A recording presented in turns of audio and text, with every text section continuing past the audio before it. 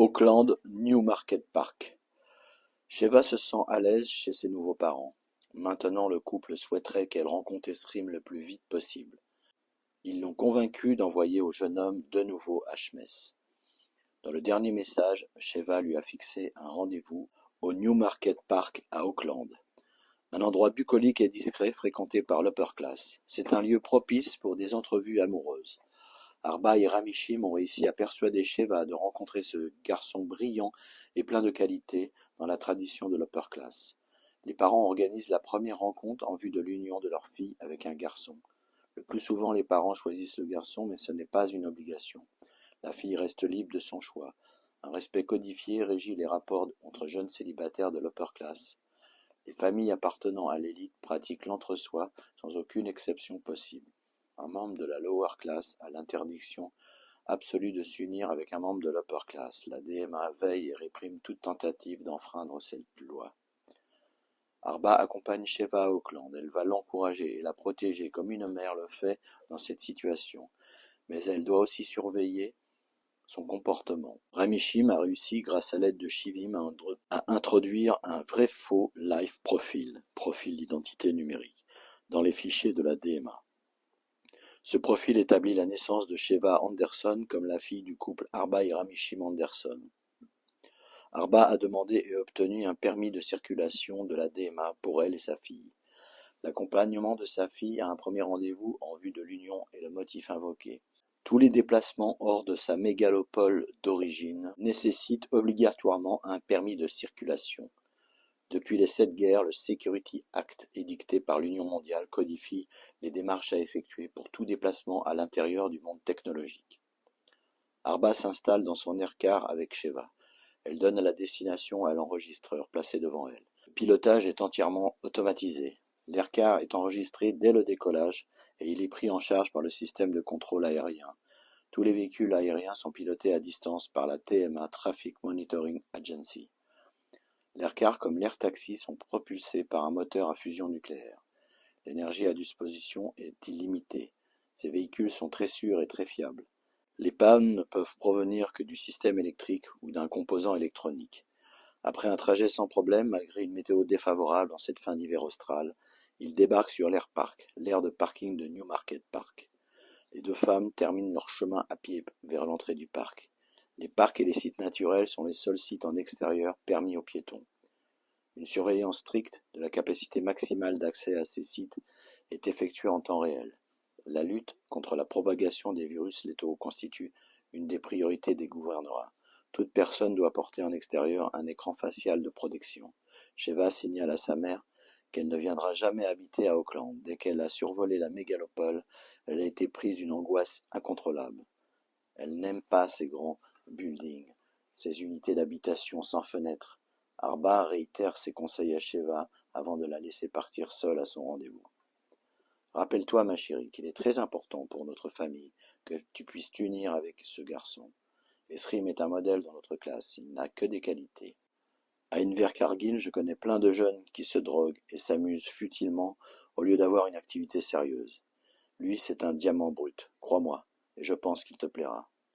Je sais, maman, tu me l'as répété et répété encore. Mais tu crois qu'il viendra? J'en suis certaine. Regarde-toi. Tu es belle comme le jour. Tu as tous les atouts dans ta main. Quel jeune homme refuserait de te rencontrer? Franchement. Ou alors le roi des timides ou des imbéciles. Comment vais-je le reconnaître? T'inquiète pas. C'est lui qui va te reconnaître. Allez, va maintenant. Il attend autour du petit lac à côté des cabanes. C'est un lieu de rendez-vous connu. Moi, je vais t'attendre ici. Ok, maman, j'y vais. Sheva s'éloigne à petits pas. Elle semble désormais une personne plus fragile et sensible qu'avant son transfert. La fonceuse Shinret se serait-elle transformée en une Sheva craintive et qui doute d'elle? Elle traverse le parc jusqu'au petit lac. Ça et là, quelques couples et enfants se baladent. L'endroit est calme et charmant. Les longs cheveux bruns et ondulés de Sheva s'agitent dans le vent. Ses yeux d'un vert émeraude balayent et repèrent le petit lac. Elle décide de s'asseoir et d'attendre près d'une petite cabane, d'un bleu azur. Pourquoi a-t-elle accepté si facilement de rencontrer ce garçon? Elle ressent d'étranges sentiments en elle, comme des contradictions permanentes, quelque chose qui cloche. Elle gère de moins en moins bien ses émotions. Elle a accepté de faire cette rencontre en raison d'un mélange de respect pour ses parents et de sa gentillesse naturelle. Mais au fond d'elle-même, n'a envie ni de s'unir, ni même de flirter. Ramishim contrôle ses pensées via la nanopuce et il rétablit à chaque fois l'équilibre émotionnel et psychique. Il la surveille derrière le panel du Bikiti au Home Lab. Il ne devra intervenir que dans le cas où Sheva se retrouve en difficulté pour répondre à Esrim. Mais il sait aussi que trop d'interventions de sa part risquerait de semer la confusion dans son esprit. Alors qu'elle observe la surface des eaux calmes du lac, elle sent la présence d'un homme qui se poste à 2 pas d'elle. Sheva ? Elle relève la tête. Oui, je suis Esrim. En face d'elle se tient un jeune homme de belle stature. Il est châtain avec des yeux bleus et doux. Sa combinaison laisse avoir une morphologie svelte et agréable. Marchons un peu si tu le veux bien. D'accord. Normalement, je n'aurais pas dû venir. Ah bon? Mais pourquoi? J'étais étonné et je doutais.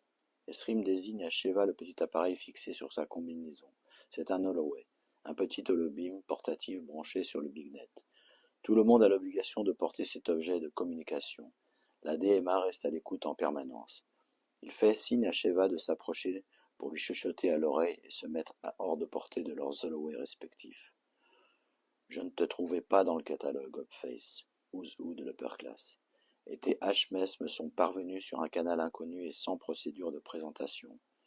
C'était inhabituel, voire anormal, mais je me suis renseigné et j'ai trouvé une trace officielle de ton existence comme membre d'une famille de l'Upper Class. Cela m'a rassuré. Je n'aurais pas voulu tomber dans un piège. Sheva reste silencieuse. Elle ne comprend pas le discours d'Esrim. Un canal inconnu et un piège, se dit-elle. Qu'est-ce que cela veut dire? Soudain, sa pensée s'éclaircit au moment même où Ramishim lui envoie une réponse. Alors elle s'approche de l'oreille d'Esrim et lui chuchote. Mes parents utilisent pour moi un canal spécial de transmission des HMS. Je sais que cela n'est pas l'usage. Mais ils ont obtenu une autorisation du gouvernorat. Quand il s'agit de moi, ils préfèrent me protéger et rester discrets, à l'écart du grand réseau, où quelques individus peuvent exercer leur malveillance. Esrim fait un signe d'approbation, puis reprend tout haut.